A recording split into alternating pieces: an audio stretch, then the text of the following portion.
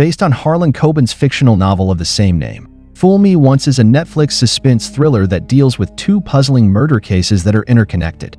The 8-part limited series centers around a widow, Maya Stern, who has witnessed her husband's murder in front of her eyes.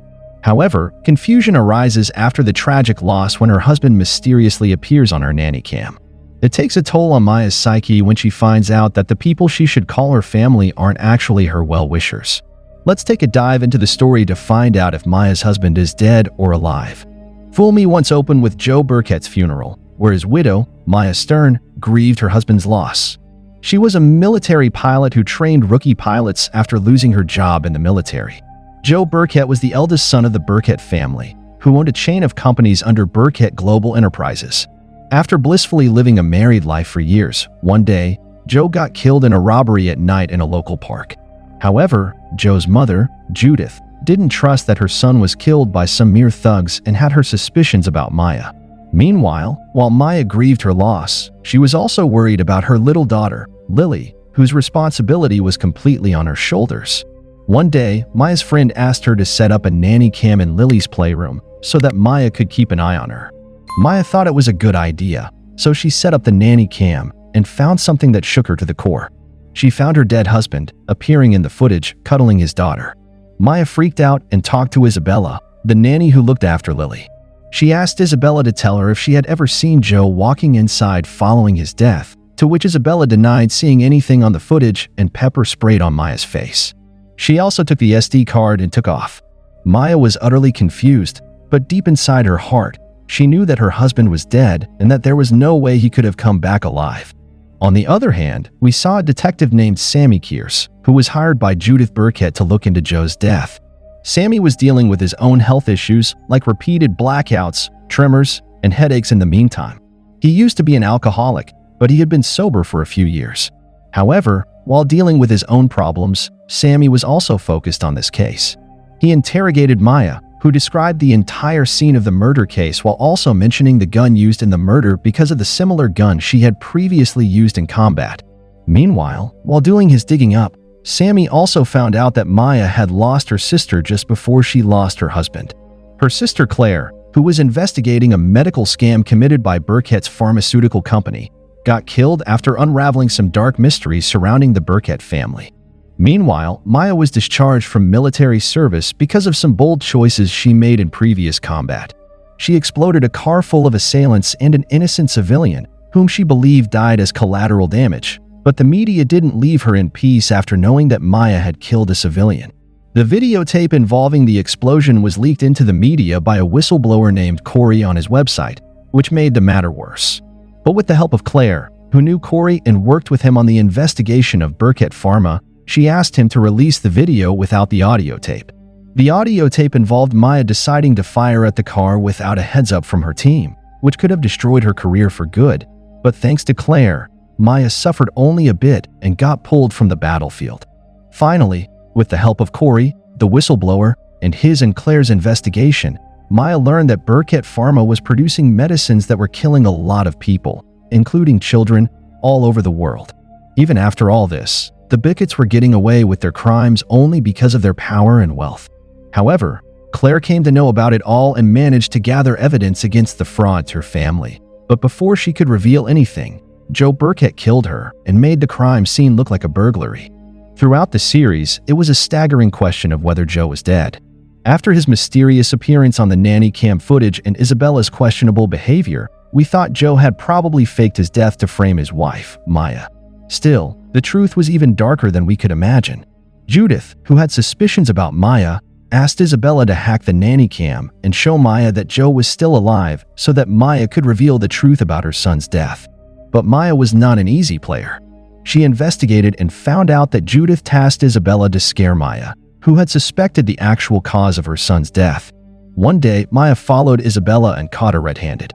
She learned that Isabella had hacked into the nanny cam and planted a deep-fake video of Joe to confuse Maya and make her reveal the truth. But the plan didn't work. Maya knew her husband was not a saint, but a man with evil intentions. Joe had a history of murder, starting with his classmate in school and even his younger brother Andrew. But Joe didn't stop there. He continued killing people like Claire Walker or Tommy Dark, who had found something about their family's evil side. Maya had her doubts about her husband from the very beginning. When she was abroad in combat, it was Claire who started working for Burkett Global to keep a close eye on their business. But after her tragic death, when Maya came back home, she started having suspicions about her husband's duality. To find stronger evidence against her husband, she looked into the weapon used in her sister's murder. She sent Joe's gun for a ballistic test, and it matched the bullets found inside Claire's body. With solid proof, Maya finally confronted Joe in that local park and accused him of murdering her sister. Initially, Joe denied all the claims, but soon enough, his real face was revealed. Joe pointed a gun at his wife with the motive to kill her, unaware of the fact that Maya had already switched their weapons. Failing to kill Maya, Joe tries to back off, but Maya shoots him 3 times, killing him to avenge her sister's death. Meanwhile, investigator Sammy ultimately captured the bikers involved in the murder, as described by Maya. But when Sammy captured one of them and pressed him to reveal the truth, he told Sammy that on that fateful night, they drove into the park to rob the couple, but they witnessed Maya killing her husband. Sammy, backed by an eyewitness statement, went to arrest Maya. Maya didn't back off from confessing her crime, but before she would permanently go to jail, she expressed her desire to expose the entire Burkett family. Sammy cooperated with her in that and sent her to the Bicketts to get the truth out of their mouths. Meanwhile, with the help of Corey, Sammy managed to keep an eye on her through the nanny cam. Maya sneakily entered the Bicketts' mansion and placed a nanny cam inside their home. After Judith, her son Neil, and her daughter Caroline walked in, they were startled to see Maya inside. Maya confronted her mother-in-law, holding her at gunpoint, and demanded answers about why she hired Isabella to hack her nanny cam, to which Judith replied that she knew Maya was the one who killed her son. Maya had no guilt about killing Joe because she did it for her sister without thinking about her own life for once. She finally put the gun down on a table and continued revealing the dark deeds committed by Joe and the Burkett family that came as a shock to Judith's son and daughter. They didn't have any idea about Joe being a criminal who killed his own younger brother, Andrew. Neither Judith nor Neil wanted to believe what Maya said, so instead, they accused her of killing Joe. Enraged, Maya finally confessed that she had killed her husband in cold blood, and she had no regrets about it. While Judith tried to talk it out with Maya, offering her an agreement to settle the matter between them, Neil picked up the gun and pointed it at Maya. Maya didn't flinch, as if she knew it was coming. As Neil pulled the trigger and shot Maya to death, Judith thought they might have rid themselves of all their problems, but soon she found out the nanny cam was aimed directly at herself. This nanny cam was not only recording the entire scene, but also, with the help of Corey's whistleblowing website, it was live telecasting. The entire Burkett family was exposed to the public, which was enough to bring down their public image. The authorities finally arrested the Burketts, but tragically, in the process, Maya couldn't survive. She had been dealing with immense guilt due to her involvement in the deaths of the civilians, which had robbed her of peace.